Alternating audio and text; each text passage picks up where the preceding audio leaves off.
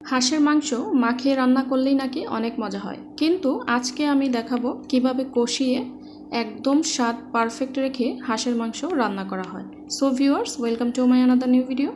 আজকে দেশি হাঁস রান্না করব একদম ঘরোয়া স্টাইলে।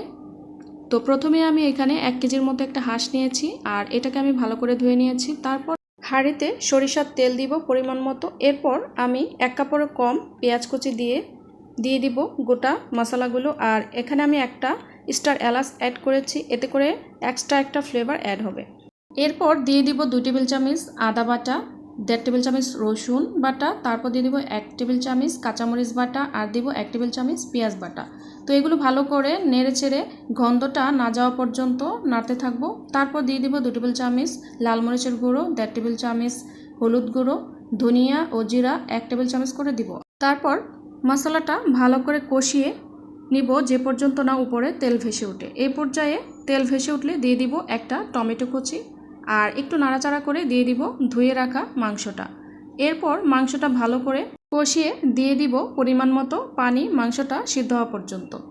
তো এই পর্যায়ে কিন্তু আমি কোনো ঠান্ডা পানি ইউজ করিনি, কারণ ঠান্ডা পানি ইউজ করলে যে কোনো তরকারিতে এর স্বাদ নষ্ট হয়ে যায় আর একটু সিদ্ধ হতেও সময় নেয়। তো আমি কিন্তু হাঁস রান্নাতে পুরোটাই গরম পানি ইউজ করেছি। তো ভিউয়ার্স, আশা করছি এভাবে যদি আপনারা যে কোনো হাঁস রান্না করেন, হাঁসের স্বাদ হবে দ্বিগুণ, আর খেয়ে পরিবারের সবাই আপনার প্রশংসায় ভাসিয়ে দিবে। তো আমি এই পর্যায়ে নাড়াচাড়া করে উপর থেকে কিছুটা কাঁচা পেঁয়াজ দিয়ে দিব, আর ভালো করে নাড়াচাড়া করে আবার কষাতে দিয়ে দিব। তো এই পর্যায়ে কষানো হয়ে গেলে দিয়ে দিব 4টা আস্ত রসুন, আর রসুন না দিলে হাঁসের মাংস যেন জমেই না। তো এই পর্যায়ে পানিটা দিয়ে রান্নাটা কমপ্লিট করে নেব। আর অবশ্যই কিন্তু এখানে আমি 4-5টা কাঁচামরিচও অ্যাড করে দেব, এতে করে কাঁচামরিচের যে ফ্লেভার আছে সেটাও কিন্তু অ্যাড হবে। তো নামানোর আগে দিয়ে দিব ভাজা জিরার গুঁড়ো, আর এটা সব মাংসতেই খুব ভালো মানায়। তো ভিউয়ার্স, এভাবে আপনারা ধাপে ধাপে মশলাগুলো অ্যাড করেন, তাহলে কিন্তু তরকারির কালার ও স্বাদ দুটোই ঠিক থাকবে। তো রান্নাটা পুরোপুরি কমপ্লিট, আর আপনারা দেখে বুঝতেই পারছেন তরকারির কালারটা কতটা সুন্দর এসেছে, আর এটা কিন্তু খেতেও ভীষণ মজা হয়েছিল।